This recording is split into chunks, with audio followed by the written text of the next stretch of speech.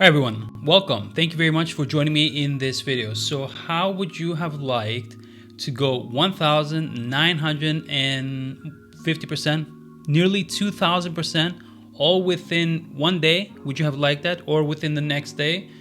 That was possible, it occurred, and I gave my Discord members the chance to do so. But the whole point of this video is not just that.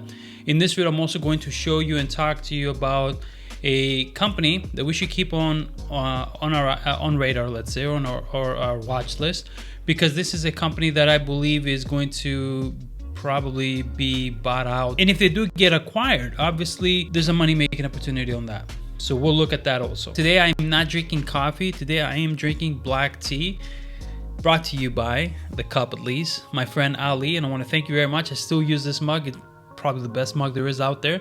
Thank you very much for sending me this. Okay guys, the first stock. I'm going to look cool in the beginning. You're gonna be like, oh man, he's so amazing. Wait till you see the embarrassing part about all of this. Okay, so on February 9, 2023, guys, keep that in mind. That was last Friday, right? Just this Friday that passed by. I said in my Discord, to my Discord members, that I will buy Ticketsymbol BMR at $2.07. I always tell my members what price I will get in before I buy, right? I don't buy it and then if it goes up, I say, hey, I had bought that. I don't do that. I always tell them ahead of time, this is the price I'm gonna buy. So I told them BMR at $2.07. And right now, if you know where BMR went yesterday, Monday, right? Where it went, you're gonna say, Mike is a genius. I can't believe this guy called it and bought it at 207. He must have made a lot of money. We'll get to that part in a little bit. So here I am basically. You see this flat line? That's when it was trading at $2, $2.07. This is when I said in my Discord that it is a buy, right? So I'm gonna buy it. After that, we had February 10th, February 11th, which I think was on the weekend. And then Monday came and the stock went up to $39 US. So if you were in my Discord and you bought it at $2.07 on Friday, you would have had the chance to sell it on Monday at 39 bucks. That is an insane gain. That's incredible. And these are the type of gains that you see often. I'm sure you all do very often. And you think to yourself, man, I wish I was in that big run. I wish I was part of that big run before it ran, before it exploded. And almost all the time, we never have that chance, right? I had that chance. What happened? Guys, this is horrible, this is embarrassing, and you will laugh at me, but I sold it at same day at $2.15. So I buy it at 207, and the same day I sell it at 215. I know you're gonna say, Mike, you're an idiot. Why in the world did you buy it at 207 to sell it at 215? What kind of gain could you have possibly made there? You know what happened is I had bought it and it wasn't really going anywhere, and I didn't have the expectations of it going to 39. I didn't expect that would actually happen, and I was hoping I would do a day trade, and it didn't do anything all day long. Didn't do anything. In fact, most of the day I was down. And when it went finally up a little bit, I thought to myself, you know what, just get out of this. This probably isn't going anywhere, and I missed out. So that's that. But the positive part is that some members, I had about five people minimum in my Discord and Patreon, message me, and two of them show me the gains they made, which were really big. So I'm very proud of them because they did not sell when I sold. They bought when I bought, but they kept it. So guys, last week I was on a roll. I also called RNLX. So that was on Thursday last week, and I told them, guys, Ticketsymbol RNLX is a buy for me at 42 cents. What did Mike do? Same exact day, I sold it for nothing. Like, I think it was like a $15, $20 profit, and I got out. Again, I let my emotions get to me. I started to think that, you know what, this is probably not going anywhere. This is a bad day trade, because I was thinking about it as a day trade, and during that day it didn't do anything. And yeah, Monday comes around and the stock goes to $2 and I don't know what it was, like $2.25, $2.30. And imagine that. I had bought it at 42 cents, right? And then it goes to $2.20, $2.30. That's insane gain. What an idiot.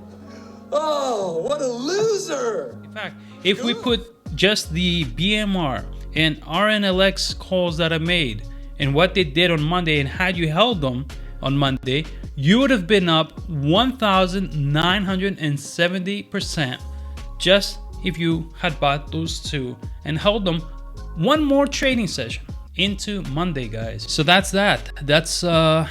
And it hurts. We made jokes about it. At one point I was gone from the Discord on Monday and people were writing in the Discord, the mic is in the emergency room? Probably. Anyways, so that's that, guys. That was just horrible. Anyways, guys, before I get to the stock that I want to tell you that I think is going to be acquired, the company, right? And maybe there's a possibility of making money from the acquisition. Before I get to that, one more thing I want to show you, and that is Safe Brokers. The reason I want to talk about Safe Brokers really briefly is to hopefully teach new people in investing some things. Don't ever go by what Wall Street says. Don't do that, guys. You shouldn't listen to Wall Street because Wall Street says one thing and then they do the other. So what do I mean by that? All right, Yahoo Finance. They placed on February 6th, right? February 6th, an article for Safe Brokers to preview and talk about the earnings. The earnings for Safe Brokers were going to come up on February 12th. So on 6 days prior to the earnings, Zacks Equity Research, as you can see here, the report, and they said that they expected it to decline and pretty much that the earnings would be horrible. Now, if you were in Safe Brokers, right, and you read this article, you would be affected emotionally. You would start thinking, man, I'm up on Safe Brokers, which everybody in my Discord is, because we've been talking about Safe Brokers since it was $2.99 and right now it's at $4.30. But if you were in and you were up and you look at this article, or you're a new investor but you were holding Safe Brokers, you're gonna say, oh man, I don't know, Zacks Equity Research just said that that the revenue is gonna be declined and this and this and that. I might as well just get out and things like that. I'm not picking on Zacks and I'm not picking on Yahoo Finance at all. I'm not gonna play the smart guy. What I'm trying to say is this, that you should buy stocks that you know, right? Peter Lynch said, what do you do if you buy a stock and it goes down? But if you didn't understand the company, if you're just buying on the fact the stock had gone from 26 to 16 and then it got to 10, what would you do when it went to 9? What would you do when it went to 8? What would you do when it went to 7? This is the problem that people have, is they sell stocks because they didn't know why they bought it, then it went down, and they don't know what to do now. Do you flip a coin? Do you walk around the block? What do you do? So Safe Brokers, for example, is a company that I knew. I was following very well. I knew what was going on with the shipping rates as far as in the dry bulk sector. I knew what was going on with the Red Sea. I knew a lot of things. I understood this industry very well for the time being. And so I thought to myself that the Zacks Equity Research report that they came out with, that the earnings 6 days later when they will come out, that they will be bad. I thought to myself, you know what? No, they're not going to be bad. In my opinion, they're going to be good. And lo and behold, guys, February 12th rolls around. Safe Broker earnings are great. And Zacks comes out with an article on February 12th saying Safe Broker's Q4 earnings and revenues surpass estimates. Had I listened to them, I would have been out of the stock already. Okay, so the stock I want to talk to you about, as you can see here, you already know it's BlackBerry. You can guess it.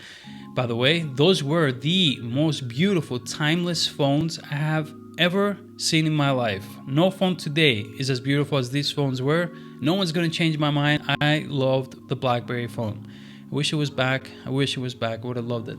But anyways, so BlackBerry, guys, is trading at $2.81. It's a company that's been struggling. It's a company that was once the greatest and best at the cell phone industry, right? They were making billions of dollars from their cell phone sales, and they screwed up. They screwed up by not realizing that the consumer will love the customization, or the pretty much more the apps. People want, they didn't have the app store on BlackBerry was very limited, and then when iPhone came around, they didn't, they failed to realize that that's what people want. They want to download apps. They want to, do their own things. So, and they didn't innovate in their operating system. Had they done that and they innovated in their operating system, we would still be talking about a BlackBerry that possibly could have been still the greatest in the phone industry. So they screwed up like that. All right, so $2.81. BlackBerry no longer makes phones, but they are in the cybersecurity industry and so on. So the company operates through 3 segments: cybersecurity, IoT, licensing, and others. If you ever used Silence as a cybersecurity software for your desktop PC and so on, that's from BlackBerry. But here's the thing, February 13th, which was today in pre-market, BlackBerry reiterates total company revenue outlook of $150 to $159 million and for cybersecurity to stabilize sequentially in the current quarter. Cybersecurity is going to do very well. I gave you guys on YouTube a YouTube video late last year in 2023, take a symbol GEN. A cybersecurity company, right? It was at 17 bucks. Look at it now, it's up, it's way higher. So cybersecurity is going to do very well this year. BlackBerry has a chance to be the stock to be saved maybe because of the cybersecurity industry picking up a lot this year and going forward with the global events and all the things that are going on. But here's the thing, 8 hours ago, for example, and it might not be news to some of you, but just want to show you that it is still being put out there. It was put out there 3 days ago, 5 days ago, 8 hours ago on BNN, Bloomberg, right? And it says that there are reports of Veritas considering to take over BlackBerry. This whole raising debt through private offering is showing a company that is struggling. And I think that the company, and they also sold their whole patents, all the patents on their phone business. They sold those last year for like, I don't know, what, $600 million. So they're breaking up, and each piece that breaks up, they're selling it off. The company did shift to IoT and cybersecurity software, but I don't think that's enough to keep it going or save it. It is very valuable though, the IoT and the cybersecurity technology that BlackBerry possesses. Silence, in my opinion, I think is awesome cybersecurity product. But as the article says, that there are reports, and they are confirmed reports. I believe that BlackBerry is going to be acquired, and I'm going to take a guess that the acquisition of BlackBerry is going to occur in 2024.